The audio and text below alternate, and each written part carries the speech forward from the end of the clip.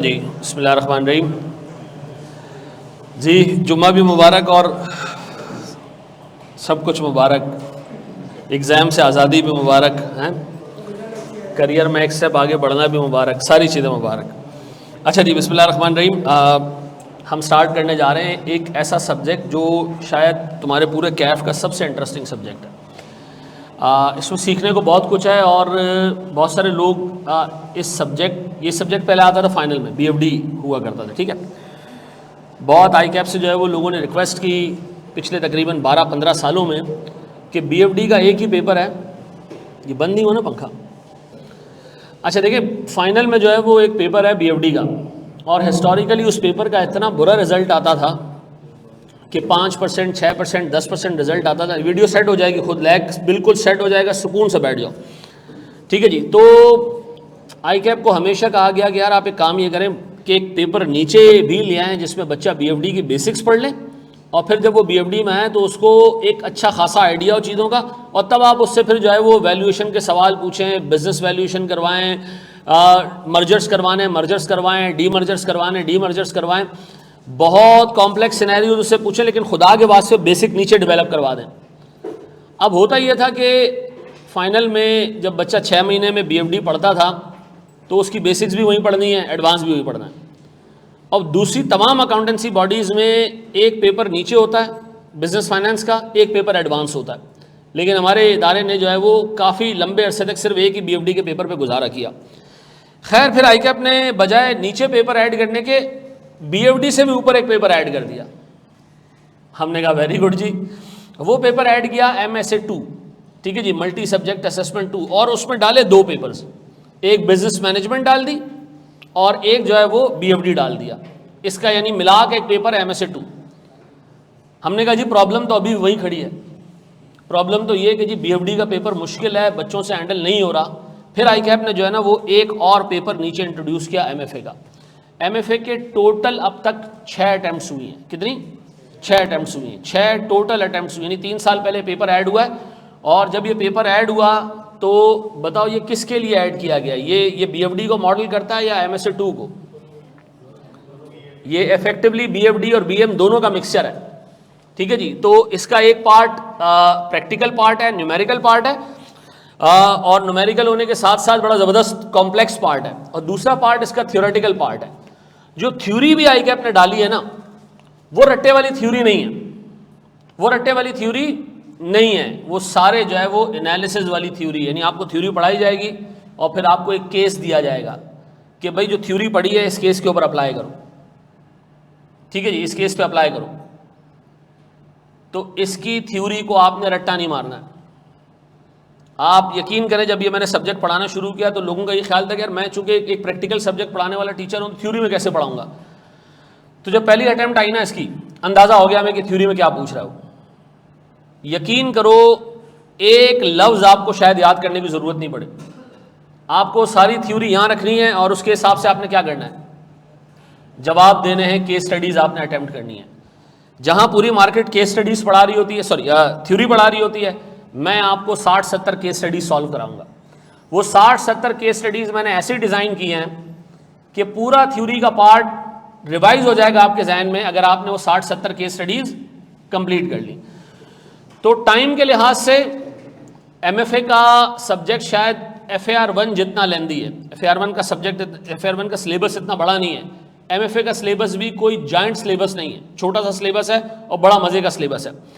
इतना मैं बता दूं, जो बंदा सीखने वाला है, जो सीखना चाहता है कि स्टॉक मार्केट कैसे फंक्शन करती है, लोग पैसे कैसे बनाते हैं, ठीक है जी, पाकिस्तान की कैपिटल मार्केट्स, मनी मार्केट्स कैसे फंक्शन करती हैं, दुनिया से पाकिस्तान पीछे क्यों है, ये सारी बातें आप इस सब्जेक्ट में सीखोगे। बहुत इंटरेस्टिंग सब्जेक्ट है, ठीक है जी।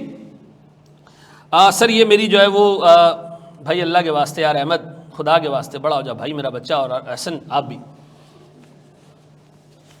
अच्छा ये मेरी जो है ना वो एक जर्नी है, और जिसको कहते हैं कि अल्लाह ताला ने ना मुझे टोटल हराम में लत-पत इन सालों में घुमाया है। बैंकों में, इन्वेस्टमेंट मैनेजमेंट कंपनीज़ में, मनी मैनेजमेंट कंपनीज़ में, ठीक है जी। ये पिक इंश्योरेंस नहीं है भाई, ये पिक एसेट मैनेजमेंट कंपनी है, ठीक है।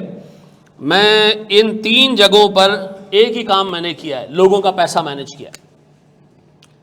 लोगों का पैसा मैनेज किया, उनको कमा के दिया उस पैसे के ऊपर। ठीक है जी, मुझे नहीं था पता कि अल्लाह ताला मुझे जो इस गंज से गुजार रहा है, अल्टीमेटली मैंने पढ़ाना ही है सब्जेक्ट।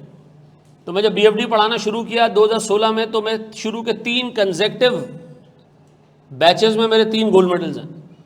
वो अल्लाह का शुक्र है, बच्चा भी अच्छा मिल गया मुझे। ठीक है जी, लेकिन ये कि अल्लाह का शुक्र है, इस सब्जेक्ट में मैं आपको वो इंसाइट दूंगा जो किताब से बियॉन्ड होगी, और एज ए चार्टर्ड अकाउंटेंट आपको इसका बड़ा फ़ायदा होगा। जो बच्चा मुझसे MFA पढ़ता है, ये मैं कह लो एक क्लेम कर रहा हूँ, ठीक है जी, उसमें कोई बड़ाई नहीं है, वो BFD फिर किसी और से नहीं पढ़ सकता। ये उसका जो है वो फिर नुकसान है। BFD भी फिर उसको मुझसे ही पढ़ना पड़ता है, क्योंकि दूसरी जगह जब वो जाता है तो BFD जिस तरीके से वो पढ़ रहा होता है, उसको लगता है कि नहीं यार, लॉजिक नहीं दे रहे हैं सर। तो भैया हम यहाँ पर बाखुदा आपको बता रहा हूँ, मैं आपको ये सिखाऊंगा कि पाकिस्तान की जो कैपिटल मार्केट्स है वो चलती कैसे हैं। ठीक है जी, लोग पैसा बनाने के लिए एसेट मैनेजमेंट कंपनीज़ को, म्यूचुअल फंड्स को, इन्वेस्टमेंट कंपनीज़ को पैसे क्यों देते हैं, ये सारी चीज़ें हमने यहाँ सीखनी है। अच्छा, मेरी जो क्वालिफिकेशंस हैं वो CFA और FRM भी है, तो एक चार्टर्ड अकाउंटेंट से बियॉन्ड चीज़ें मैं आपको पढ़ाऊँगा। ठीक है जी। अच्छा जी, ये मैंने आपको बता दिया कि सर हमारे पास ये एक ऐसा पेपर है जो BFD और MSA 2 का बेसिक है। ठीक है जी, आपको बस एक काम करना है, आपको नंबर से मोहब्बत होनी चाहिए। ठीक है जी, जिसको मैथ से चिढ़ है उसको मैं एक मशवरा दे रहा हूं, जितने साल भी लगा दिए ना CA में, छोड़ दो। चार्टर्ड अकाउंटेंट और उसको नंबर से प्यार ना हो, एक बहुत ही बुरा चार्टर्ड अकाउंटेंट बनता है। ठीक है जी, मैं आपको ऑनेस्टली बता रहा हूँ, आप किसी भी बिजनेस में जाओगे, अनलेस कि आप एक डॉक्टर हो, वहाँ शायद आपको नंबर्स की इतनी जो है वो जरूर, लेकिन वहाँ भी मैं देख रहा हूँ यार, हिसाब किताब मैथ्स वहाँ भी इन्वॉल्व है, तो जान नहीं छूटनी है। नंबर से क्या मुराद है sir? 1 must be good at numbers. How, कैसे गेज करें कि हम गुड एट नंबर्स हैं या नहीं है? देखो, गुड एट नंबर्स का मतलब यह है कि आपको बेसिक अर्थमेटिक आती हो, 3 में से 2 निकालो तो 1 बचता है, ये आपको पता हो, और 2 में से 3 निकालो तो -1 बचता है। इतना तो सेंस में हो ना। अच्छा, 1 डिवाइडेड बाय 0.5, ये अल्लाह शुक्र है तेरा। ठीक है जी, लोग 1 डिवाइडेड बाय 0.5 का जवाब देते हैं 0.5। सर 1 को तो किसी चीज़ से भी कुछ भी कर दो तो जवाब वही रहता है, ऐसा है। अच्छा, फिर मैं आपको कहूँगा जनाब, आपने बैंक से पैसा लिया, बड़ी बेसिक बात हम करने जा रहे हैं। बैंक कह रहे हैं मुझे 10% का सूद चाहिए। कितना सूद चाहिए? आप बताओ, इसको किसी ऐसे बिजनेस में इन्वेस्ट करोगे जहां पर आपको रिटर्न 12% मिले? आपने बैंक से पैसा लिया 10%, पैसा मेरी जेब में, बैंक को कितना सूद देना है? किसी ने कहा ये पैसा ना ARTT में इन्वेस्ट कर दो, कॉलेज में पार्टनर बन जाओ। ठीक है जी, ARTT आपको रिटर्न देगा 12% का। क्या बैंक से लेके पैसा ARTT में डालना चाहिए? यस सर, डालना चाहिए। अगर ARTT आपको रिटर्न 8% का दे रहा है तो नहीं डालना चाहिए। ये कॉमन सेंस है, ये आपको आ जाएगा। इतना तो आपको सेंस है ना कि एक जगह पे अगर एक पैसे की कॉस्ट 10% है तो पैसे का रिटर्न एटलीस्ट 10% से ऊपर होना चाहिए, अदरवाइज बिजनेस करने का कोई फायदा नहीं है। आपकी घर है ना जिस गली में, उस गली के एक कोने पे भी एक बैंक है, दूसरे कोने पे भी एक बैंक है। बैंक ए आपको कहते हैं कि जी मुझसे पैसे ले लो 10% पे, बैंक बी कह रहा है मुझ में पैसे डाल दो 12% पे। क्या करोगे आप? एक से पैसे लेके दूसरे में डाल देंगे, पैसा भी हमारा नहीं और हम क्या खाएंगे उसके ऊपर 2% का। ये बेसिक बात समझ आती है ना? बस इसका मतलब है आप रेडी हो इस सब्जेक्ट के लिए। ठीक है जी, मैंने इसमें आगे लिख भी दिया कि this is the most interesting subject, because पहली दफा आपको ये टेंशन नहीं है कि यार मुझे कुछ चीज याद करनी है, आपको ये टेंशन नहीं है कि मुझे रट्टा मारना है। आपका टेंशन एक ही है कि यार जो मैं नॉलेज लूंगा, सर आपको जो सवाल देंगे वो सवाल इंतहाई घुमा हुआ होगा, उसमें आपने वो नॉलेज अप्लाई करनी। मैं आपके साथ ये सारा काम करूंगा, टेंशन नहीं लीजिएगा इसका। ठीक है, ये जो आपके बेबी स्टेप्स है ना, ये हम ये पक्के करते जाएंगे वक्त के साथ साथ। ठीक है। अच्छा जी, हमारे कोर्स में क्या है सर? हमारे कोर्स में है 2 एरियाज। एक थ्योरेटिकल एरिया है, जिसको थ्योरेटिकल हम कह रहे हैं कि उसमें नंबर्स इतने नहीं है, अंग्रेजी है, लेकिन अंग्रेजी में भी एग्जाम में क्या पूछेगा? वो केस स्टडी पूछेगा। क्या पूछेगा? केस स्टडी पूछेगा। सबसे पहला जो है वो मैनेजेरियल एनालिसिस है, जिसको लोग कहते हैं कि जी थ्योरी है। इसमें एग्जामिनर ने 3 चीजें पूछी हैं, 3 चीजें रखी है सिर्फ। कौन कौन सी? Ethical decision making, external analysis और अच्छा एक छोटी सी बात करते हैं। एक कंपनी है, ये कंपनी है, कंपनी के अंदर 2 चीजें, कंपनी के रिसोर्सेज, एआरटीटी के रिसोर्सेज क्या है? ये कुर्सियां हैं, ये सारा इंफ्रास्ट्रक्चर है, ऐसा ऊपर सोलर लगा हुआ है, ठीक है जी, पानी के नलके लगे हुए, वॉशरूम्स हैं, टीचर्स हैं हमारे, पैसा है हमारे पास, ये क्या है हमारे? क्या एक इदारे के लिए, एक इदारे के पास ये सब कुछ हो तो सक्सेस गारंटीड है? नहीं सर। फिर क्या चाहिए उस इदारे को? क्या करना चाहिए उसको? मैं नहीं, मैनेजमेंट की बात नहीं करना जी, क्या चाहिए सर उसको? ये सारे रिसोर्सेज यूज करके एक प्रोडक्ट प्रोड्यूस करना है ना, इसको हम कहते हैं कॉम्पिटेंसी। क्या कहते हैं? कॉम्पिटेंस या कॉम्पिटेंसी। सर मुझे बताएं, हमारी कॉम्पिटेंसीज और रिसोर्सेज, रिसोर्सेज और इन रिसोर्सेज से काम निकलवा के एक प्रोडक्ट प्रोड्यूस करना, ये दोनों चीजें अगर ऑर्गेनाइजेशन की बेहतर हैं, बेस्ट हैं, तो वो बिजनेस में सरवाइव करेगा। क्या 2 चीजें? रिसोर्स भी अच्छा होना चाहिए और उससे प्रोडक्ट बनाना भी आपको आना चाहिए, ये दोनों चीजें। तो इंटरनल एनालिसिस में हम ये पढ़ेंगे कि कंपनी के पास रिसोर्सेज क्या क्या हैं और कंपनी की कॉम्पिटेंसीज किस तरह पॉलिश हो ताकि वो पूरी मार्केट में बेस्ट बन सके। ये किस में पढ़ेंगे? इंटरनल एनालिसिस में। कहां पढ़ेंगे हम? ये सिर्फ कंपनी के अंदर की बात होगी। कंपनी के पास फाइनेंस, कंपनी के पास लोग, कंपनी के पास इंफ्रास्ट्रक्चर, कंपनी की इंटेलेक्चुअल प्रॉपर्टीज, ये क्या होती है? एक बात बताओ, जीएसके पैनाडोल बनाता है, बनाता है, बनाता है ना? क्या जीएसके के अलावा भी और कोई कंपनी पैनाडोल बनाती है? हाँ बनाती है। जीएसके ने लोगों को लाइसेंस दिए हुए, क्या पैनाडोल बना है? ये लाइसेंस क्या है? एक इंटेलेक्चुअल प्रॉपर्टी है। जीएसके ने रिसर्च की, ये टैबलेट बनाई, बगैर जीएसके की इजाजत से कोई भी बंदा ये टैबलेट प्रोड्यूस, अब अगर किसी को टैबलेट प्रोड्यूस करना है तो क्या करेगा? जाके करोड़ों रुपए का लाइसेंस खरीदेगा, ऐसा है? तो इंटेलेक्चुअल प्रॉपर्टीज का मतलब है इस तरह के इंटेंजिबल एसेट्स, ऐसा है? मेरे लेक्चर हैं सर, कोई चोरी कर ले, अस्सलाम वालेकुम एफआईए, इस बंदे ने मेरे लेक्चर चोरी किए हैं, अस्सलाम वालेकुम आई कैप इन्वेस्टिगेशन कमेटी, ये मेरे लेक्चर चोरी कर रहा है, बुलाओ इसको जरा। क्या मेरा ये राइट है? इसका मतलब है ये लेक्चर मेरा एसेट है, इंटेलेक्चुअल प्रॉपर्टी है, कोई इसको चोरी नहीं कर सकता। तो सर आप इंटरनल एनालिसिस में ये पढ़ोगे कंपनी के पास रिसोर्सेज क्या क्या, physical resources, financial resources, intellectual properties, और फिर इन सब से मिला के हमने क्या करना है? प्रोडक्ट प्रोड्यूस करना है। एआरटीटी का प्रोडक्ट क्या है? ओ भाई लेने क्या आए हो? टीचिंग, हमारी टीचिंग हमारा आउटपुट है ना, हमारी क्लासेस हमारा आउटपुट है, यही लेने आए हो ना तुम भाई? ऐसा है नहीं? अच्छा क्यों आए हो यहाँ पे? क्योंकि आपको लगा कि यार मेरे पास अवेलेबल ऑप्शंस में से ये शायद ज़्यादा बेहतर है, ऐसा? अब मुझे एक बात बताएं, इंटरनल एनालिसिस में हम क्या 2 चीज़ें देखेंगे? रिसोर्सेज और कॉम्पिटेंसीज। अच्छा फिर ऑर्गेनाइजेशन के बाहर गिद्ध बैठे हैं सर, मरने का इंतजार कर रहे हैं आपके कंपेटिटर्स, आपके कंपेटिटर्स बैठे हैं और आपके सब्स्टिट्यूट्स बैठे हैं। सब्स्टिट्यूट क्या होता है? मैं एग्जांपल देता हूं, मैं बताता हूं सब्स्टिट्यूट क्या होता है, बताओ मैंने सही कहा या नहीं। ये मेरे सामने ना कावा पड़ा है, ये यहां से एक होटल है वहां से आया है, यही कावा अगर मैं इस तरफ वाले होटल से मंगवाऊंगा तो इस कावे का सब्स्टिट्यूट होगा? नहीं होगा सर सब्स्टिट्यूट, ये सब्स्टिट्यूट नहीं है। मैं बर्गर खाता हूं, पिज्जा खा लूं तो ये उसका सब्स्टिट्यूट है? हाँ सर, दोनों प्रोडक्ट्स अलग अलग हो लेकिन एक जैसी नीड पूरी करती हूं। मुझे बताओ जहाज का सब्स्टिट्यूट क्या है? बस है, जमीन पे भी आ जाते हैं ना, बस है हमारे पास, आऊं आ रहा हूं 1 मिनट रुको, बस है हमारे पास सर, ट्रेन है हमारे पास, हम कहते हैं ये हमारे क्या है? सब्स्टिट्यूट्स हैं। मुझे एक बात बताएं सर, चाय का सब्स्टिट्यूट क्या है? कॉफी है सर, ये सब्स्टिट्यूट। चाय का सब्स्टिट्यूट दूसरी चाय नहीं है, दूसरी चाय उसका कंपेटिटर है, ऐसा? आप बताएं जी, हमारे पास मार्केट में बाहर हमारे सामने एक तो कंपेटिटर है, दूसरा चाय वाला है, उससे भी लड़ाई करनी है, फिर ये बराबर में कॉफी वाला है, उससे भी लड़ाई करनी है, फिर तीसरा वो 2 लड़के बैठे हुए दूर चाय पी रहे हैं बैठ के, सोच रहे हैं होटल खोलते हैं और इसकी बजाते हैं। ये कौन है? ये न्यू एंट्रांट्स हैं, उससे भी डर लगा हुआ है हमें, ऐसा?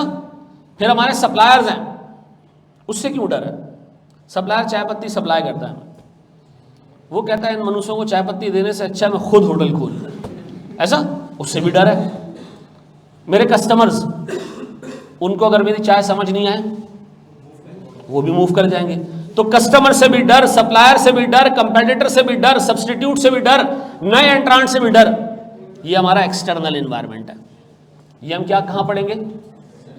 एक्सटर्नल एनालिसिस में, कि इन सब के रहते हुए हमने पैसे कैसे कमाने, अंदर भी मजबूत, रिसोर्सेज भी अच्छे, कॉम्पिटेंसीज भी अच्छी, और बाहर भी लोगों के सामने चट्टान बन के खड़ा होना है, कंपेटिटर्स के सामने भी, फिर सब्स्टिट्यूट्स के सामने भी, सप्लायर्स को भी मुंह देना है, कस्टमर्स को भी मुंह देना है, लड़ना सबसे। ठीक है जी, ये बात समझ आती है। तो हम ये दोनों चीजें कहां पढ़ेंगे? इंटरनल एनालिसिस और एक्सटर्नल एनालिसिस, ऐसा। अच्छा जी, फिर बात आती है किसकी? एथिकली तो नहीं है हम लोग ना, ये सिखाने की जरूरत पेश आ गई है। एथिकल डिसीजन मेकिंग क्या है वो सुनिएगा। आप हैं के इलेक्ट्रिक के चीफ एग्जीक्यूटिव, बहुत मुश्किल पोस्ट है। आप के इलेक्ट्रिक के क्या हो? अच्छा, के इलेक्ट्रिक के शेयर्स भी होंगे लोगों के पास, वो क्या चाहेंगे, शेयर होल्डर क्या चाहेंगे के इलेक्ट्रिक के, कि ज्यादा से ज्यादा रेवेन्यू आए, ऐसा है। आपको फोन आता है जी एक बहुत बड़े पॉलिटिशियन का जो इस वक्त गवर्नमेंट में, और आपको कहा जाता है कि जी हाँ भाई मिस्टर सीईओ, एक बात बताओ, हम अगर अगले 3 महीने तक, ये कौन बोल रहा है? पॉलिटिशियन बोल रहे, किसको? चीफ एग्जीक्यूटिव को। हम चीफ एग्जीक्यूटिव है, अज्यूम करो, ठीक है। कॉल आई कि जी 3 महीने तक अगर के इलेक्ट्रिक कोई प्रॉफिट ना कमाए, कैसा लगेगा आपको? मैंने कहा ये क्या बकवास है भाई, मैं सीईओ हूं, मैं जिम्मेदार हूं, लोगों से पैसा लिया है, कंपनी को चला रहे हैं, तो उनको तो प्रॉफिट देना है। उसने कहा रुको, अगर 1 रुपया भी नहीं कमाए अगले 3 महीने तक, तो बताओ एक बिजली का यूनिट कितने में बेचे हम? के इलेक्ट्रिक के सीईओ ने पॉलिटिशियन से कहा अगर हम 1 यूनिट 20 रुपए का बेचे ना तो हम कुछ नहीं कमाएंगे। ये किसको काम ने? पॉलिटिशियन को। पॉलिटिशियन गया और कहा अगले 1 महीने के अंदर अंदर ए मुल्क के वासियों, हम यूनिट सस्ता करने जा रहे हैं आपकी खातिर 20 रुपया। अब मैं बैठा हूं के इलेक्ट्रिक का सीईओ, मेरी हालत खराब हो रही है भाई, ये जो ऐलान कर रहा है इसको करेगा कौन? अब बताओ जी, क्या मुझे इस पॉलिटिशियन की बात मान के अपने बिजली के रेट 20 रुपए करके शेयर होल्डर का बेड़ा गर्क कर देना चाहिए? ना मान के अपनी नौकरी का बेड़ा गर्क कर देना चाहिए? है बहुत आसानी से आपने कह दिया यस, है इतना आसान नहीं है। This is called ethical dilemma. Ethical dilemma क्या है? जब आप 2 शैतानों के बीच में फंस जाए तो फिर आप क्या करते हैं? छोटे शैतान को पिक करते हैं। किसको पिक करते हैं? छोटे शैतान को। अब आप सोचें कि आपका ज्यादा नुकसान ये काम करने में या वो काम करने में। This is called ethical decision making. Ethical decision making ये नहीं है कि आपको कहा जाए चोरी करना सही है, मैं आपको सिखा रहा हूं चोरी करना सही नहीं है। ये एथिकल डिसीजन मेकिंग नहीं है। ये तो सबको पता है कि चोरी करना सही नहीं है भाई। एथिकल डिसीजन मेकिंग कब आती है, कहां आती है? When there is an ethical dilemma involved. मैंने पिछले दिनों एक वीडियो देखी और मुझे लगा कि यार हमारा जो मुल्क है ना, ये सही लितर खा रहा है, इसके एक एक बंदे को लितर पड़नी चाहिए। पता क्या देखा मैंने? एक बंदे ने एक सोशल एक्सपेरिमेंट किया, 100 रुपए लिए, एक दुकान पे गया, 20 रुपए की कोई सामान वामान खरीदा और 80 रुपए छोड़ के चलना शुरू हो गया। दुकान वाले ने क्या किया? एथिकल डिलेमा, इसको अगर पैसे दे दूं तो मेरा नुकसान, ना दूं तो अल्लाह पकड़ेगा। उसने क्या किया? अपने पास पैसे रख लिए। वो दूसरे के पास गया, तीसरे के पास गया, उसने 10 लोगों के साथ ये हरकत की। एक पठान आइसक्रीम बेचने वाला, इसकी दाढ़ी थी, उसके पास जब हो गया उसने कहा भाई इधर आ यार, अपने पैसे ले ले यार। उससे बोला कि यार वो अगर मैं चला जाता तो, उसने कहा जी चले जाते तो फिर यार अल्लाह तो मुझे देख लेता ना। अब मुझे एक बात बताएं सर, एथिकल डिलेमा वहाँ आता है जब आपके पास 2 शैतान हो। ठीक है जी, ये काम करूँगा तब भी फंसूंगा, ये काम करूँगा तब भी फंसूंगा। करना क्या चाहिए? छोटा शैतान पिक करें। ऐसा आप एक कंपनी में इंटरनल ऑडिटर बन गए हो, वो कंपनी लकड़ी का फर्नीचर बेचती है, आप कंपनी के इंटरनल ऑडिटर हो, आपने जाके जब ऑडिट करना शुरू किया तो आपको पता चला भाई ये तो जंगलात काट रहे हैं। लकड़ी का फर्नीचर बनाने वाली कंपनी पर ये लाजिम है कि जितने दरख्त काटेगी उतने उगाएगी भी, ये लाजिम होता है उन पे। आपने देखा ये काटते 10 हैं, लगाते 2 हैं। आपने सोचा मैं ये रिपोर्ट में डालने वाला हूं, मैं भाई हिला के रख दूंगा इन सबको। आप घर पहुंचे, आपके एक कमरे में वुडन फ्लोरिंग लग रही है, खूबसूरत सा पलंग पड़ा हुआ है। आपने कहा ये क्या? उन्होंने कहा कंपनी ने आपको एक बोनस दिया है। आपने कहा अच्छा? बोला बस बेटा देखो ऐसे बोनस आते रहेंगे और नौकरी भी चलती रहेगी। तो लकड़ी तो कट रही है, कौन सा इंसान मार रहे हैं हम? तो चुप हो जा बेटा। अब बताओ मैं एथिकल डिलेमा में हूं, आया मैं एनवायरमेंटल डैमेज में साथ दूं इनका, या मैं और नौकरी बच जाए मेरे वारे न्यारे। वुडन फ्लोरिंग दूसरे कमरे में भी करा दूंगा अभी थोड़े दिनों में, तीसरे कमरे में भी करा दूंगा। फर्नीचर भाई मुझे ऊपर छत पे भी चाहिए, वहां पे भी एक रूम बनाया। 2 बीवी है ना यार, एक कमरे में तुमने डाल के दे दिया तो है, दूसरी का क्या होगा? तो अब मुझे एक बात बताएं, ये जो सारा हिसाब किताब चल रहा है, मैं अगर आपसे पूछूं प्यारे भाई, एथिकल डिलेमा है, बंदा फंसा हुआ है, नौकरी को देखूं या मैं अपनी जिम्मेदारी देखूं एनवायरनमेंट की तरफ, ये हम सीखेंगे किसमें? तो ये तीनों में आप बहुत अच्छी चीज़ें पढ़ोगे, आपको थ्योरी पढ़ने में मज़ा आएगा। ये बोरिंग थ्योरी नहीं है कि चलो मैं आपको बताता हूँ जी कंप्यूटर में ये माउस है बेटा, ठीक है जी, इसको इस एंगल में हिलाएंगे तो ऐसे जाएगा, ऐसे हिलाएंगे तो ऐसे जाएगा। नहीं, ये नहीं है, ये प्योर वो थ्योरी है जिसमें आपका दिमाग खुलेगा, आपको समझ आएंगी चीज़ें, ठीक है जी। अच्छा जी, फिर हमारे पास सर ये आप आई होप लिख लिया आप लोगों ने, 3 चीज़ें आपने लिख लें, 30 से 40 नंबर की हैं, ठीक है जी। पेपर में कितना आता है सर? पेपर में कितने मार्क्स का आता है ये? पेपर में आता है ये 35 नंबर तक की थ्योरी आती है। कितनी? 35 की जी। एक्सट्रीमली सॉरी बेटा, वो बंदा आया हुआ था, उससे मैंने कुछ चीज़ें लेनी थी। चलो जी, अच्छा जी सर, ये 3 होगा टॉपिक। अच्छा, ये है हमारे पास 30 से 40 नंबर का एक एरिया है। ये हमारे पास जो है ना, वो जो न्यूमेरिकल एरिया है ना, उसका एक पार्ट है, ठीक है जी। वैक है इसमें, फॉरेन करेंसी है, इंटरेस्ट रेट रिस्क मैनेजमेंट है, सोर्सेज ऑफ फाइनेंस है, बिजनेस रिस्क मैनेजमेंट है। जिस बंदे का ये एरिया स्ट्रांग है ना, वो बंदा एमएफए को आराम से पास कर सकता है। जिस बंदे का ये एरिया स्ट्रांग है, इसको नोट कर लो। हमारे पास ये 5 टॉपिक्स 30 से 40 नंबर के, ठीक है जी, जल्दी जल्दी नोट करो उसको। अच्छा जी, ये याद रखना मेरे प्यारे बच्चों, इन 5 एरियाज पे पिछले 6 पेपर्स उठाओगे ना, आपको हर अटेम्प्ट में एक टॉपिक के अलावा हर टॉपिक पे अलग सवाल नजर आएंगे, अलग ही वक्रे नेचर के सवाल नजर आएंगे आप, ठीक है ना। ये वो एरिया जिस पे आपने मेहनत करनी है पूरी जान मार के, ये स्ट्रांग, पेपर पास। अच्छा सर आप ये क्यों कह रहे हैं वो थ्योरी का एरिया? भाई मैं आपको रियलिटी बता रहा हूँ, तो काम सब पे करना है हमने। थ्योरी का एरिया भी बहुत स्ट्रांग करना है, लेकिन इसमें पूरे नंबर आ जाते हैं। इस एरिया में 100% मार्क्स आते हैं। अच्छा, अगर इस एरिया से 40 नंबर के सवाल आ जाए, वो कितने मिनट में सॉल्व हो जाते हैं? नहीं, ये घंटा भी बहुत बता रहे हो। ये एरिया से अगर सवाल आ जाए ना, तो 40 नंबर के सवाल 40 मिनट में सॉल्व हो जाते हैं, अगर आपको आता है। अदरवाइज तो फिर घंटे भी कम है अगर आपको नहीं आता तो। यानी इसका मतलब एमएफए के पेपर में आमतौर पे लोगों को टाइम का मसला नहीं होता, ठीक है जी, मैनेज हो जाता है पेपर। लिख लिया, कॉपी कर लिया मेरे बच्चों? अच्छा जी, इसमें पहले टॉपिक में हम ये पढ़ेंगे कि कंपनी को पैसा कहाँ से लाना चाहिए, ठीक है जी, ताकि उसको कम से कम सूद देना पड़े, कम से कम डिविडेंड देना पड़े। दूसरे टॉपिक में हम ये पढ़ेंगे कि अगर कंपनी की रिसीट्स और पेमेंट्स, क्या चीज़, फॉरेन करेंसी में, तो हमें तो पता है ना डॉलर का रेट हर रोज़ बढ़ रहा है, तो कैसे हम अपने आप को प्रोटेक्ट करें, ठीक है जी, कि हमें डॉलर के अगेंस्ट पैसे, यानी मिसाल के तौर पर मैं एक कंपनी हूँ जो टाइल्स बेचती है, टाइल हम मंगवाते से मिसाल के तौर पर जर्मनी से, यूरो का रेट बढ़ता जा रहा है रोज़ बरोज़, तो क्या करना पड़ रहा है हमें सर, टाइल हमारी महंगी से महंगी होती जा रही है, और आगे हम कस्टमर को महंगा बेचेंगे तो वो खरीदेगा नहीं।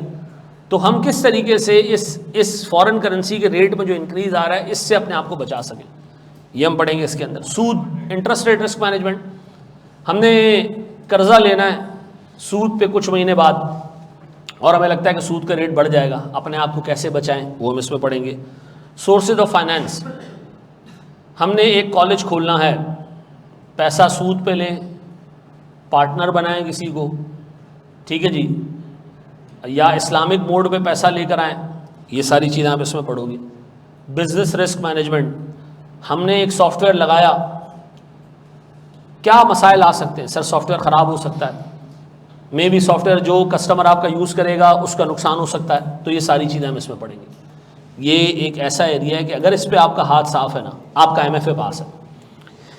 उसके बाद हमारे पास ये आता है 25 से 35 नंबर, 3 टॉपिक्स हैं, budgeting, working capital, investment, appraisal. इससे आमतौर पे 2 सवाल आते हैं, और पिछली 3 अटेम्प्ट से एक ही ग्रुप आ रहा है सवालों का, बजटिंग और इन्वेस्टमेंट अप्रेजल। बजटिंग और इन्वेस्टमेंट अप्रेजल, वैग is weighted average cost of capital, बता रहा हूं। इस दफा नंबर किसका है?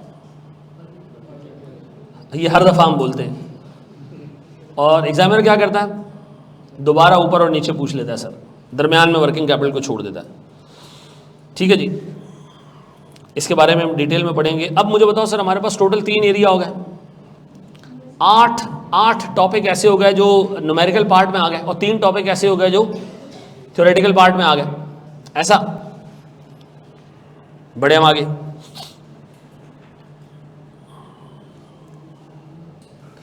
बता रहा हूं मेरे बच्चों, बता रहा हूं किताब कौन सी इस्तेमाल करनी है, बता रहा हूं, रुक जाओ, बढ़ जाएं आगे।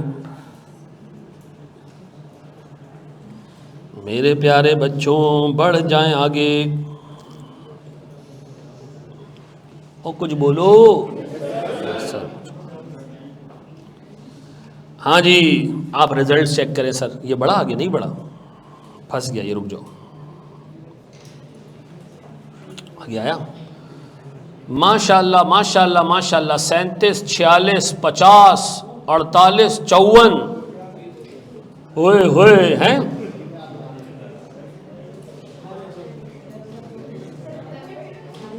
मैं आपको एक अजीब स्टैट बताऊं, 5000 बच्चों ने MFA का पेपर दिया, 2000 बच्चे ने मुझसे क्लास में पढ़ा, और 2000 बच्चे ने मेरा कस्टमाइज बैच लिया। इसका 80% पॉपुलेशन मेरे पास पढ़ता है, ठीक है ना। लेकिन इसके बावजूद वो 54% बगैरत जो फेल हुए, ये रिजल्ट्स आपको ऐसे नज़र आ रहे हैं ना कि भाई ये तो पेपर मतलब ऐसे आई कैप ने रख दिया बीच में। ऐसा नहीं है बेटा, आप पढ़ोगे ना आप रोज आओगे, लेकिन जब पेपर आएगा ना आप सुकून में होगे, कोई टेंशन नहीं है। लास्ट अटेम्प्ट में आई कैप ने पैंतरा बदला। लास्ट अटेम्प्ट में हमने केस स्टडीज पे केस स्टडी तैयार की। उस बंदे ने आपसे पता क्या किया, what is disruptive technology, 6 number. अब बच्चा मुझे कह रहा है कि सर मैं पेपर देते हुए ये सोच रहा था ये इतना आसान है या मुझे लग रहा है। लोग यकीन करो आसानी में पागल हो गए थे कि यार ये पेपर पूछा गया इसने तो पूछना था कोई लंबी लंबी केस स्टडी, उसने 12 नंबर तो सीधे प्लेट में रख के दे दिए कि बताओ ये चीज़ें एक्सप्लेन कर दो। उससे पूछा ये 7 चीज़ें बताओ, इसमें डिसरप्टिव टेक्नोलॉजी कौन सी है। 3 टेराबाइट की USB, internet connection, blockchain technology. Disruptive technology क्या होती है? वो जो पूरे बिजनेस करने के डायनेमिक्स चेंज कर दे। अच्छा, वो गिनी चुनी 6 हैं वो किताब में लिखी हुई है, तो किसी मनुष्य ने अगर उनके नाम भी पढ़ लिए थे तो भी वो 6 नंबर का सवाल करके आ गया। फंसा कौन होगा? जिसने ये सोच के छोड़ दिया होगा कि यार ये शायद ना आए। उसने कहा अच्छा रुक जाओ। मेरे हिसाब से इस दफा भी इसका रिजल्ट 40% प्लस रहना चाहिए। ठीक है जी। एग्जामिनर के कमेंट्स आते हैं ना आमतौर पे डराने वाले, पेपर आसान था लेकिन इन मनुष्यों ने ये काम कर दिया। आप यहां एग्जामिनर का कमेंट देखो, चेक करो जरा। Overall result is 54%, which is better than previous session's result of 48%. The improvement in the result can be attributed to comparatively better performance in the numerical components of the exam. उसने तो गालियां ही नहीं दी इसमें। कि इन नालायकों ने यहाँ बेड़ा गर्क किया, वहाँ बेड़ा गर्क किया। उसने कहा भाई अच्छा रिजल्ट है, पिछले से भी अच्छा है, ऐसा। फिर उसने ये कमेंट भी किया एक आइटम पहले, overall result is 48% fairly consistent with the previous result of 50%। The slight reduction is mainly due to comparatively lower performance. Reduction 2% की, उस पर भी रीजन दे रही है कि न्यूमेरिकल पोर्शन में लोगों की परफॉर्मेंस थोड़ी सी हल्की थी, तो 50 से कितना हो गया। अच्छा बीकॉम दिया किसी ने? नहीं दिया, बीकॉम नहीं दिया है। बीकॉम देख आसान एग्जाम होता होगा ना। चलो छोड़ो, मैट्रिक का एग्जाम कैसा है? मैट्रिक का रिजल्ट भी 30% होता है। मनुष्यों ये 48 और 50 की बात हो रही है। फिर आईकैप के एग्जामिनर ने एक और रिजल्ट पे कमेंट किया। उसने कहा भैया the overall result is 50% which is slightly better than the previous session of 46%। This improvement is mainly या primarily attributed to slightly better performance in the numerical component. वो बात क्या कहना चाह रहा है? ये मनुष्य न्यूमेरिकल में इतने ले जाते हैं कि इनको थ्योरी की जरूरत पड़ती ही नहीं है, और इसके चक्कर में पता हो क्या रहा है, वो न्यूमेरिकल को और एडवांस करता जा रहा है कि अभी आओ बेटा, अभी टापो इसको, अभी इससे छलांग लगाओ, अभी इससे छलांग लगाओ। लेकिन मैं आपको पढ़ा रहा होता हूँ BFD के क्वेश्चंस, मैं कहता हूँ ले जाओ मैच कर दो वहां तक। कुछ 1.5 होशियार आते हैं हमारे बैच में। मैंने एक सवाल कराया, NPV with lease, investment appraisal with, यार ये कैसे, ये तो इस तरह का सवाल कैसे आएगा? आ गया जी पेपर में। तो बेटा आपको थोड़ा सा ईमान रखना पड़ेगा, जो मैं कराऊंगा ना आंखें बंद करके उस पर काम करते जाना है, ठीक है जी। ये मैं आपको बता रहा हूं, ये हो सकता है कि आप 10 टॉपिक इजाफी पढ़ लो, लेकिन ये नहीं हो सकता कि आपने एक टॉपिक एग्जाम में आया और वो मैंने नहीं कवर कराया हुआ। तो ये मैं अपना रिस्क कवर करूंगा, ठीक है जी, क्योंकि मैं शायद कैफ में सबसे ज़्यादा ऐसी सब्जेक्ट से कमाता हूं।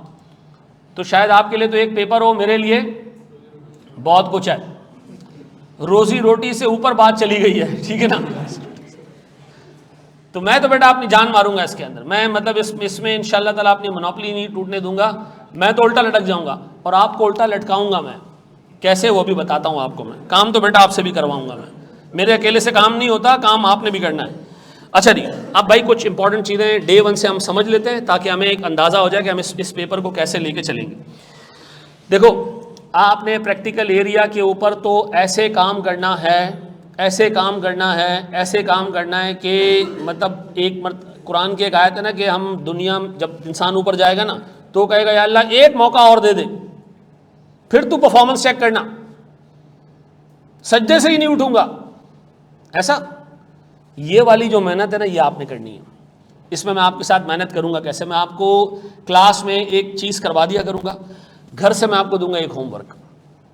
पिछली दफ़ा हमने ये एक्सरसाइज शुरू की थी, काफ़ी हद तक आगे गए, फिर आगे हम इसको कंटिन्यू नहीं रख पाए, टाइम टेबल हमारा इतना हेक्टिक हो जाता है। लेकिन सर 3 अटेम्प्ट्स की इस एक्सरसाइज से ना हमारा पूरा एक वर्क बैंक तैयार हो चुका है। रोज़ मैं आपको दूंगा एक होमवर्क, और वो होमवर्क क्या होगा? क्लास के सवाल से थोड़ा सा मुश्किल होगा, ठीक है जी। आपने घर जाके वो एक होमवर्क करना है बस। मैं आपको मेरा प्यारा बच्चा गारंटी कर रहा हूं कि अगर आपने मेरी क्लासेस के बाद ये होमवर्क कर लिया और हर वीकेंड में जो एक क्विज हुआ करेगा वो आपने दे दिया, आप फेल नहीं हो सकते हो, अनलेस के आपके पास एक मां की बदुआ हो, माँ बाप की बदुआ हो, तो उसका मैं कुछ नहीं कर सकता।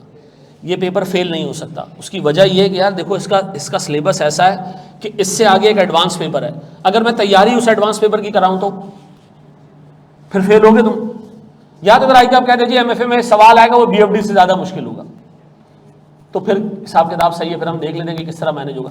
लेकिन देखो मेरी बात सुनो, हमने मजदूरों की तरह काम करना है, हमने मजदूरों की तरह काम करना है, हमने मजदूरों की तरह इस तरह काम करना है। मैं पूरी जान मार के आपके साथ क्लास में काम करूंगा। आपने मेरा प्यारा बच्चा घर जाके होमवर्क करना है। आप यकीन करो ये 54% रिजल्ट ना ये 14% में भी जा सकता है। ये याद रखना, हमारी पूरी पिछली सक्सेस मल्टीप्लाई बाय 0 अगर हम इस बैच में मेहनत नहीं करेंगे। हर अगला बैच आपको दिखाता है कि जी 54% इससे बियॉन्ड जाना है। मैं ये नहीं चाहता कि हमारे पास एक ऐसा रिजल्ट आए जिसमें 30% बच्चा पास हो रहा हो। 2 ICAP के हिसाब से 30% भी एक अच्छा रिजल्ट है, लेकिन मैं ये समझूंगा यार हमारा स्टैंडर्ड गिर गया, मैं नहीं पास करवा सका। देखो इस वक्त तुम लोग ना कॉस्टिंग पढ़ के बैठे हुए हो, इस वक्त तुम लोग FAR 1 पढ़ के बैठे हो। अब मेरे पास ये आर्ग्यूमेंट नहीं है कि यार ये बच्चा छोटा था इसलिए मैंने तो पूरी मेहनत की, भाई ये मनुष्यों से काम नहीं हुआ। नहीं, अगर आप फेल होते हो ना इसमें हम दोनों का कसूर होगा, या तो मेरी मेहनत में जो है कमी होगी या आपने जो है ना काम नहीं किया होगा। मैं आपको सिर्फ ये कह रहा हूँ कि इसके लेक्चर्स आपने लेने। अच्छा चलें, एक और भी मैं आपसे बात कर लेता हूँ। मुझे बताओ हमारे पास जो प्रैक्टिकल पार्ट है, न्यूमेरिकल पार्ट है, इसके तकरीबन 120 घंटे। जो पूरी थ्योरी है ना जिसके कोई 9 चैप्टर्स हैं, 3 टॉपिक पे 9 चैप्टर्स हैं, ये टोटल कितने घंटे की थ्योरी है? कितने घंटे में कवर होती है? गैस करो। 20 आवर्स में, ओनली 20 आवर्स। लेकिन उस 20 आवर्स में अगर आपने थ्योरी कवर भी कर ली तो उसकी कोई वैल्यू नहीं है अगर आपने केस स्टडीज नहीं की है।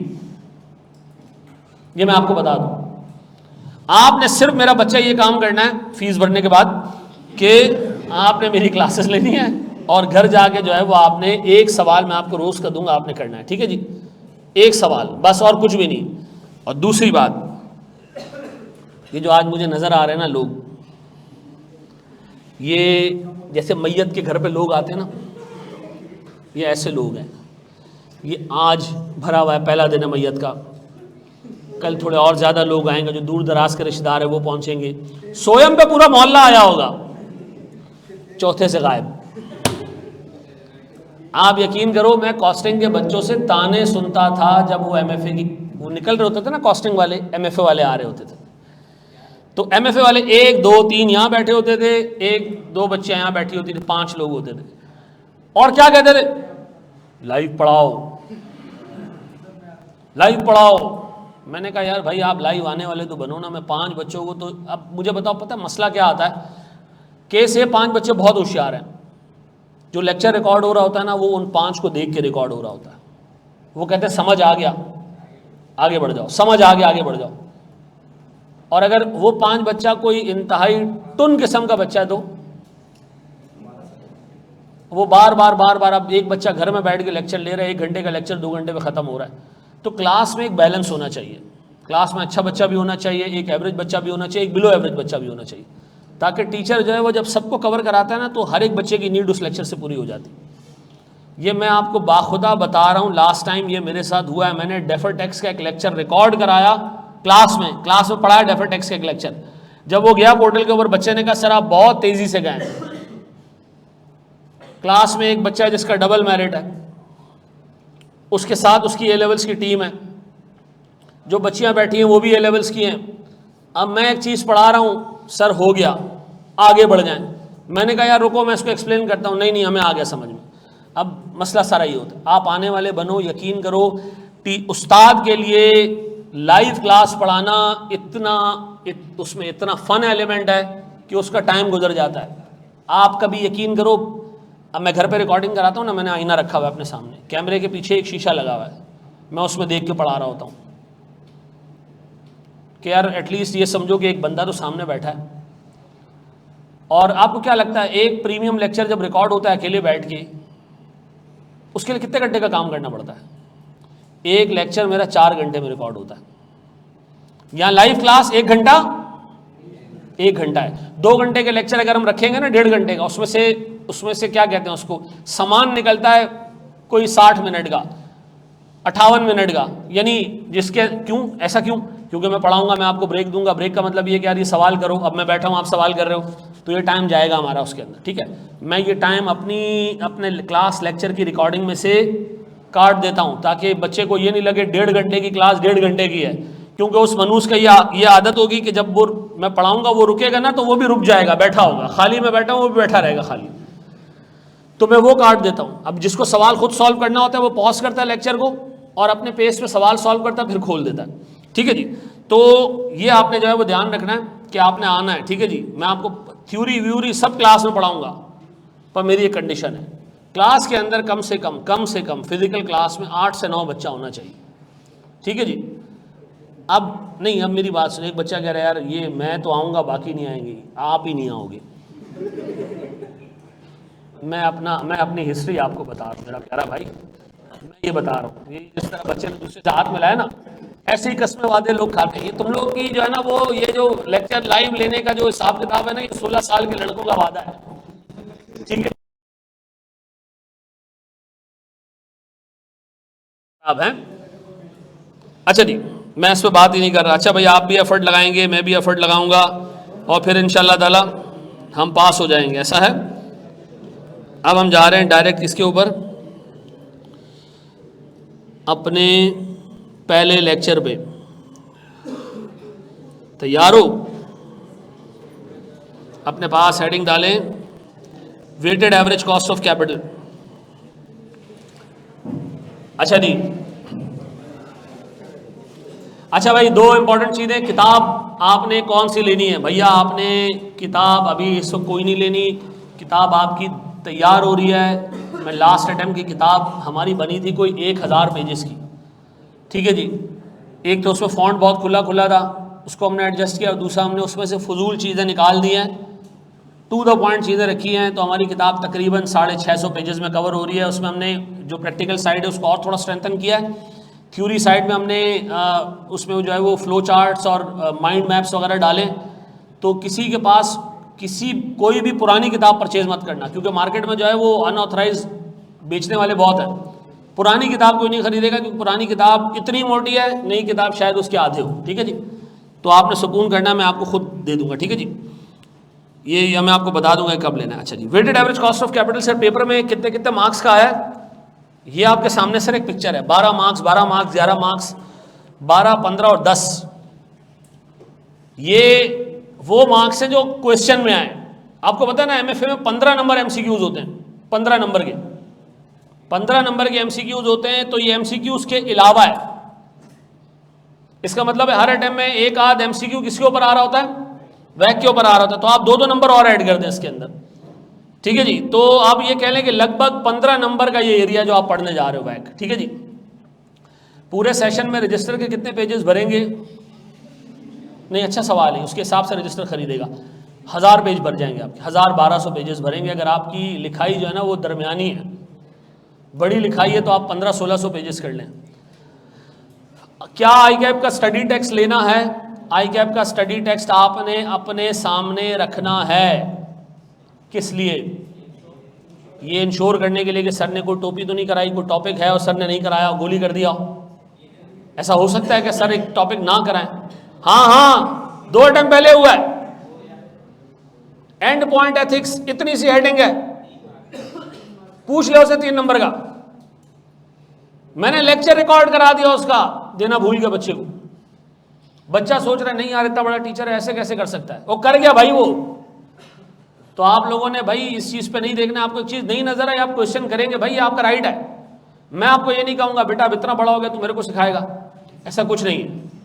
अच्छा, दूसरी बात, हमारे ना पोर्टल पे आपको 3 टाइप के लेक्चर्स मिलेंगे। एक फी में 3 लेक्चर्स होंगे। एक होगा हमारा करंट बैच का लाइव लेक्चर, ये वो बच्चा ले जो रोज़ क्लास ये चाहता है कि जी मैं रोज़ उठूँ, एक क्लास आई हुई हो और वो मैं देख लूँ। फिर एक है थोड़ा सा तेज़ बच्चा।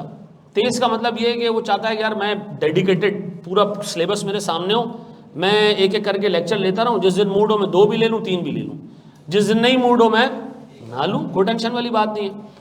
तो हमारे प्रीमियम लेक्चर आपको मिलेंगे। क्या रेशो रहता है सर, लोग लाइव और प्रीमियम में कितना रेशो होता है? मेरे बैचेस में 80% लोग प्रीमियम लेक्चर्स ले रहे होते हैं, और 20% लोग क्या करते हैं, ये लाइव क्लास के लेक्चर्स लेते हैं, ठीक है जी। प्रीमियम लेक्चर जब आप खोल के देखोगे ना, आपको अंदाज़ा होगा कि बड़े सुकून वाले लेक्चर्स हैं। आप आराम तसल्ली से बैठ के 10-10, 15-15, 20-20 मिनट के लेक्चर्स हैं, आपने 4-5 लेक्चर ले लिए, आपका दिन सुकून से गुजर जाएगा। लाइव क्लास, जिसको ये लगता है कि जी सर क्लास में कहानियाँ, किस्से कहानियाँ भी सुना रहे होते हैं, तो फिर वो लाइव क्लास ले ले, ठीक है जी। जिसको फोकस होकर पढ़ना है, सीरियस बच्चा है, वो चाह रहा है कि यार मैं अपना टाइम वेस्ट नहीं करूँ, premium lecture is your answer, ठीक है। और लास्ट अटेम्प्ट के लेक्चर्स भी होंगे, लास्ट अटेम्प्ट के लेक्चर्स भी होंगे। जिस बंदे को क्लास का माहौल लेके चलना है और एक साथ सारे लेक्चर लेने, वो लास्ट अटेम्प्ट के लेक्चर्स ले लें, ठीक है जी। अब आपकी मर्जी है, आपने प्रीमियम लेना है, आपने लाइव क्लास करंट वाली लेनी है, या लाइव क्लास पुरानी वाली लेनी है। तीनों लेक्चर आपको पोर्टल पे मिल जाएंगे। ये सिर्फ कराची वालों का दिल है कि आपको लाइव क्लास प्लस 3 टाइप के लेक्चर एक फी में देते हैं। लाहौर में या तो फिजिकल होता है या पोर्टल होता है। उनकी फिजिकल क्लासेस एंड तक कोने तक भरी हुई होती है। क्यों? पोर्टल वोटल नहीं है भाई, इधर आके पढ़ो। क्लास गई तो गई, यहां पर ऐसा नहीं होता। ठीक है जी। कराची न द पुख्तून जरा दा 2 आई एम पश्तून, बट मुझे नहीं आया समझ में। हाँ जी, क्या चीज? दिन है कराची में। मुझे आजकल कराची वालों से ज़्यादा और पठानों से भी ज़्यादा सराय की औरतें नज़र आती हैं। नहीं, मैं आपको वाकई एक फैक्ट बता रहा हूँ। आप मेरी बात को गलत डायरेक्शन में ले गए। मैं आपको ये बताना चाह रहा हूँ कि जो सराय की मासियाँ हैं ना, वो मुझे बहुत ज़्यादा नज़र आती हैं। इससे पता है, इससे ये पता चलता है कि वो इलाका कितना पसमानदा है। ये कोई हंसने वाली बात नहीं थी। इससे पता चलता है कि हमारे यहाँ पर एक गैरतमंद आदमी ने कभी अपने घर की औरत बाहर इस तरह के कामों पे नहीं छोड़ता। लेकिन मैं देखता हूँ यार, है गुर्बत इस हद तक है कि उन लोगों को जाना पड़ता है, इस मोड पे भी जाना पड़ता है। ये मैं आपको फैक्ट बता रहा हूँ। अल्लाह ताला बेटा सब लोगों की इज़्ज़त जो है वो महफूज रखे और सब के लिए वाफिर मिकदार में रोज़ी का बंदोबस्त करे ताकि उनको अच्छा काम करना। हाँ जी, तो स्टार्ट करें जी। वैक है क्या? एक बात बताएं, बिजनेस क्या है? ऐसी डेफिनेशन अगर हम बिजनेस की पूछे, कोई टेक्निकल डेफिनेशन नहीं बताना। बिजनेस क्या है? अब भाई पैसा कमाने के लिए कोई भी एक्टिविटी की जाए वो क्या है? बिजनेस है। तो सर बिजनेस की डेफिनेशन क्या है? Business is an activity undertaken to generate profit. पैसा कमाने के लिए, प्रॉफिट कमाने के लिए जो भी काम कोई बंदा करेगा, अकेले करेगा, मिलके करेगा, हम उसको क्या कहेंगे? बिजनेस। आइंदा के बाद जब मैं बिजनेस की बात करूं ना, तो बिजनेस का ऑब्जेक्टिव तुम्हें पता होना चाहिए। ऑब्जेक्टिव क्या है बिजनेस का? प्रॉफिट कमाना, या आसान अल्फाजों में या दूसरे अल्फाजों में शेयर होल्डर्स की, स्टेक होल्डर्स की वेल्थ में इजाफा करना।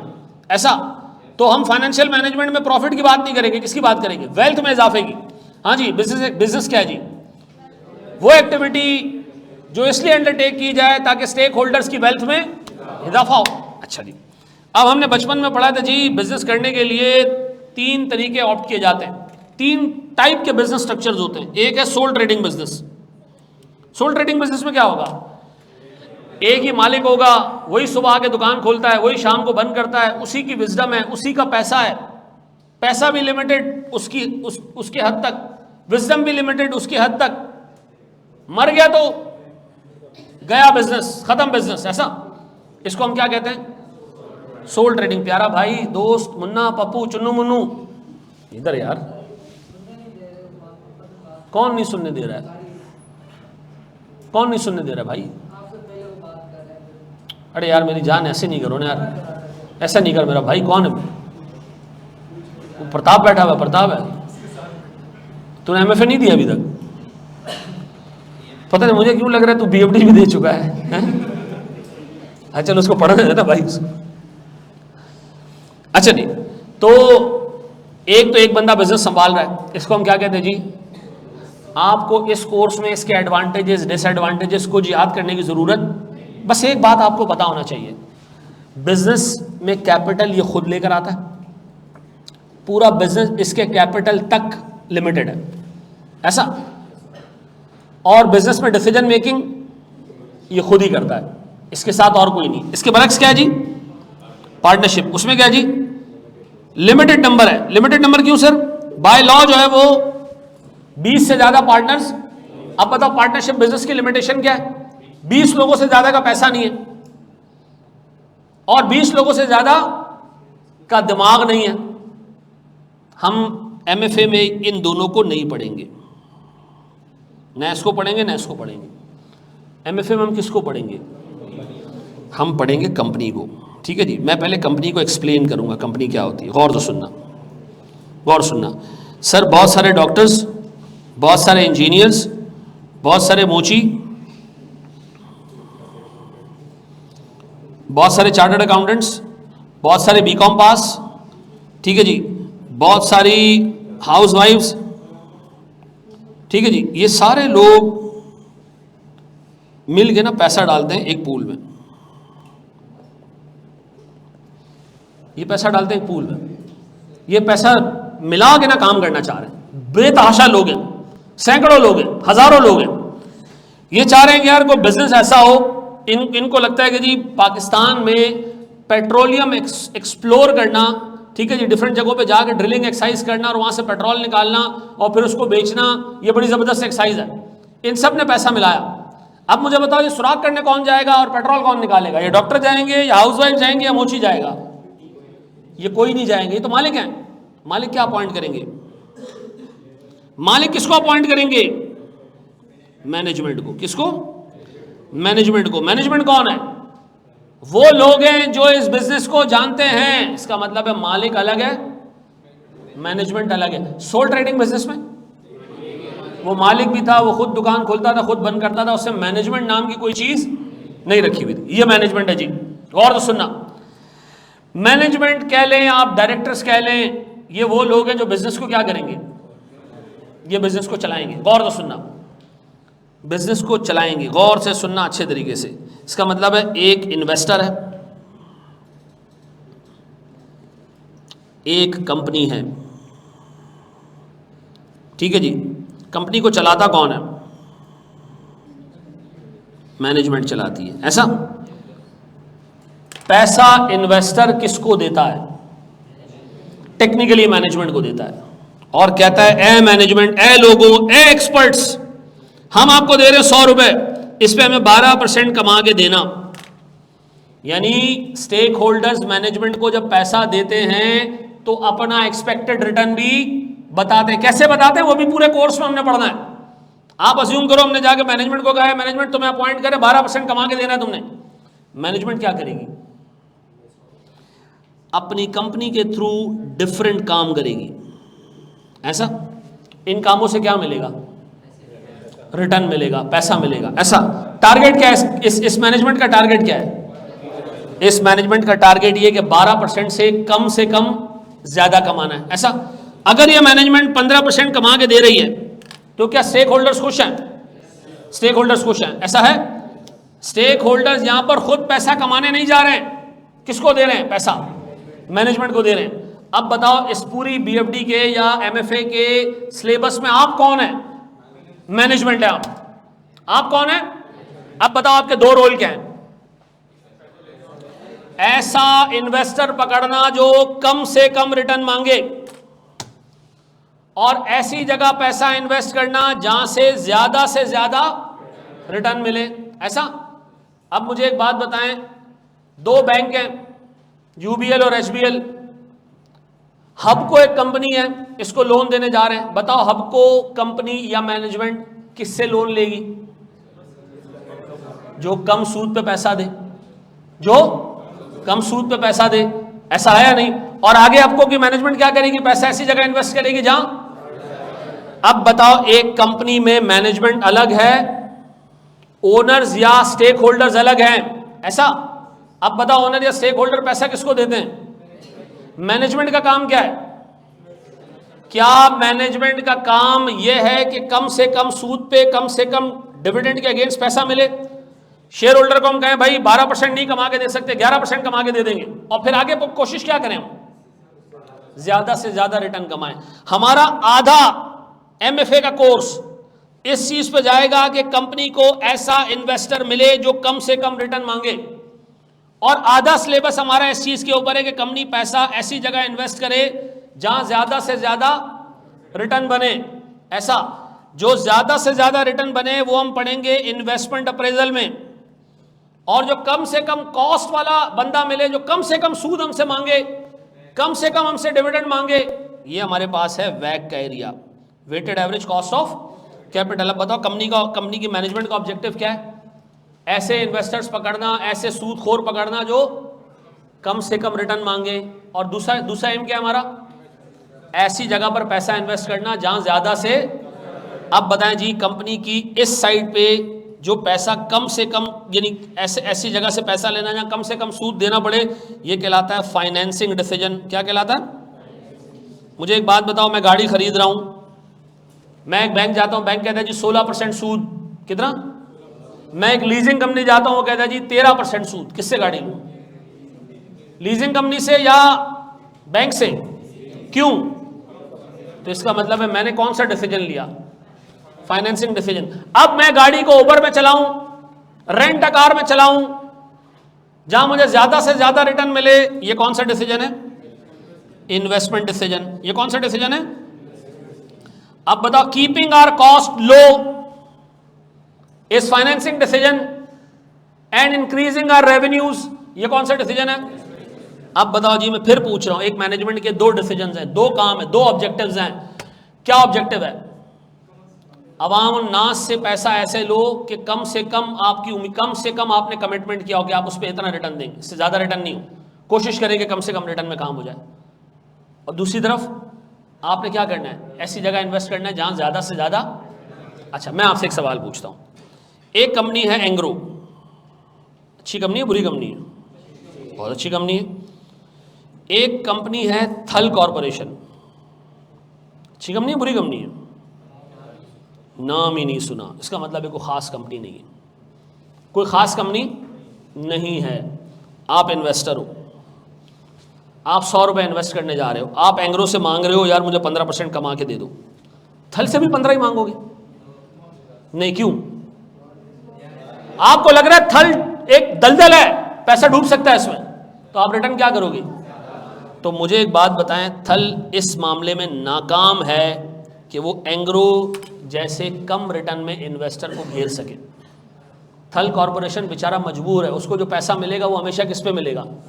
हाई कॉस्ट पे मिलेगा। अब बताओ थल को क्या करना चाहिए? अपनी मैनेजमेंट को, अपने काम को इतना अच्छा कर देना चाहिए कि इसका नाम भी एंग्रो के साथ जुड़ना शुरू हो जाए, एंग्रो के जैसा आ जाए। भाई वाह, थल कॉरपोरेशन ने तो बड़ा जबरदस्त काम कर दिया जी, हर साल प्रॉफिट दे रहा है, फ्रॉड नहीं है, एम्प्लॉयज देके माशाल्लाह 20-20 साल यहाँ जॉब करते हैं।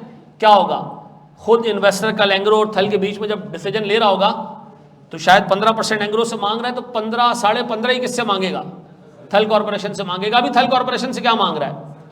अब बताएं जी, एक मैनेजमेंट अपने फाइनेंस कॉस्ट को कम कैसे कर सकती है? अच्छा परफॉर्म करके, अच्छा नाम बना के। ऐसा है? फिर रिपीट कर दूं, बताओ मैनेजमेंट के दो डिसीजन हैं, कौन से? सिर्फ ये आपको पता होना चाहिए, दो डिसीजन क्या है? Keeping our finance cost as low as possible, पैसा ऐसी जगह से लो जहां कम से कम रिटर्न देना पड़े, और दूसरा, जब पैसा आ जाए तो उसको ऐसी जगह इन्वेस्ट करो जहां ज्यादा से ज्यादा रिटर्न मिले। ऐसा है? अब बताओ, मैंने आपको पूरी डिस्कशन में सिर्फ 3 बातें बताई। बिजनेस वो एक्टिविटी है जो स्टेक होल्डर्स या शेयर होल्डर्स या जो भी है वो इसलिए करते हैं ताकि उनकी वेल्थ में इजाफा हो। मैंने प्रॉफिट का वर्ड इस्तेमाल नहीं करना। मैंने दूसरी चीज़ आपको बताई कि कंपनी का स्ट्रक्चर ये होता है कि शेयर होल्डर्स पैसे देते हैं किसको? मैनेजमेंट को। शेयर होल्डर्स है या जो लोन देने वाले पैसे किसको देते हैं? मैनेजमेंट को।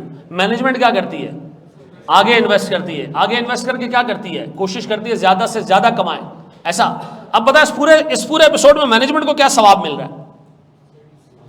अगर एक मैनेजमेंट अपने शेयर होल्डर्स की हर ख्वाहिश पूरी कर रही है, जॉब सिक्योर्ड है उसकी, अच्छे पैसे मिल रहे होंगे, यही मैनेजमेंट अगर अपने स्टेक होल्डर्स की रिक्वायरमेंट पूरी नहीं कर रहा तो लात मार के उठा के हम बाहर फेंक देंगे इसको। ऐसा? एक आर्टिकल आया कि एक यूबीएल की जो है प्रेसिडेंट की तनख्वाह 2 करोड़ रुपए मंथली। लोगों ने कहा शर्म आनी चाहिए, 2 करोड़ मंथली, इतना बड़ा अमाउंट लेती है भाई ये बंदी, और बैंक के प्रॉफिट्स तो खा जाती होगी बंदी। ओ भाई 2 करोड़ लेती है तो 100 करोड़ कमा के भी देती है। ये जो बाहर बैठा हुआ हजाम की दुकान पे चीजें देख रहा होता है ना, उसको नहीं पता कि बिजनेस कैसे चलता है। ऐसा है नहीं? अब मुझे एक बात बताएं मेरे प्यारे बच्चों, एक स्टेप आगे बढ़े। आपको इस पूरी डिस्कशन में बिजनेस का आइडिया हो गया, मैनेजमेंट के क्या रोल है। ऐसे नमूने पकड़ो जो कम से कम सूद के ऊपर कम से कम रिटर्न के अगेंस्ट हमें पैसा दें, और ऐसी जगह इन्वेस्ट करो जहां। सर ये कॉपी करना है तो कर लें सर, एक स्टेप आगे बढ़ते हैं। शाबाश भैया, ये पूरी कहानी आपको लिखने की ज़रूरत नहीं है, आप सिर्फ ये लिख लो अपने पास कि कंपनी के मैनेजमेंट के 2 रोल्स हैं। ठीक है जी? Keeping the finance cost as low as possible and creating such opportunities that increases the return. ठीक है जी? आगे बढ़े मेरे बच्चों, नंबर्स पे आ जाए हम थोड़ा सा। हमारी क्लास है कितने बजे तक? 4:15 4:30?